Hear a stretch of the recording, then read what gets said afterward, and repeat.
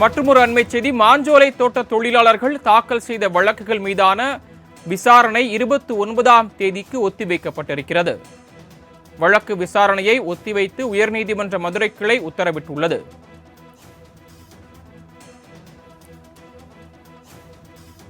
இன்றைய விசாரணையின் போது அரசு தரப்பில் அவகாசம் கேட்கப்பட்டதால் வழக்கு விசாரணை 29ஆம் தேதிக்கு ஒத்திவைத்து உயர்நீதிமன்ற மதுரை கிளை உத்தரவிட்டுள்ளது.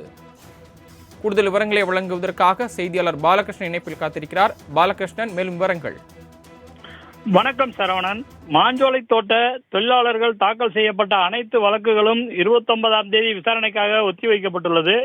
மாஞ்சோலை தேயிலை தோட்ட விவகாரம் தொடர்பாக தேயிலை தோட்ட தொழிலாளர்கள் மறுவாழ்வு மற்றும் அரசு நலத்திட்டங்கள் வழங்க கோரி பல்வேறு மனுக்கள் உயர்நீதிமன்ற மதுரை அமர்வில் மாஞ்சோலையைச் சேர்ந்த அமுதா, ஜான் கென்னடி, ரோஸ்மேரி உள்ளிட்ட ஏராளமானோர் மனுக்கள் தாக்கல் செய்திருந்தனர். இந்த மனுக்களை ஏற்கனவே விசாரணை செய்த உயர்நீதிமன்ற மதுரை அமர்வு மாஞ்சோலை தேயிலை தோட்ட தொழிலாளர்களை மாஞ்சோலையிலிருந்து வெளியேற்றக்கூடாது என தடை உத்தரவு பிறப்பித்திருந்தனர்.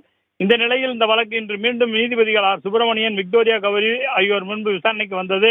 விசாரணையின் போது அரசு தரப்பில் விசாரணைக்காக கால அவகாசம் கோரியதால் வழக்கு விசாரணை குறித்து மாஞ்சோலை சம்பந்தப்பட்ட தாக்கல் செய்யப்பட்ட அனைத்து வழக்குகளையும் 29ஆம் தேதி விசாரணையை மாற்றி நீதிபதிகள் உத்தரவு பிறப்பித்துள்ளனர். சரவணன்,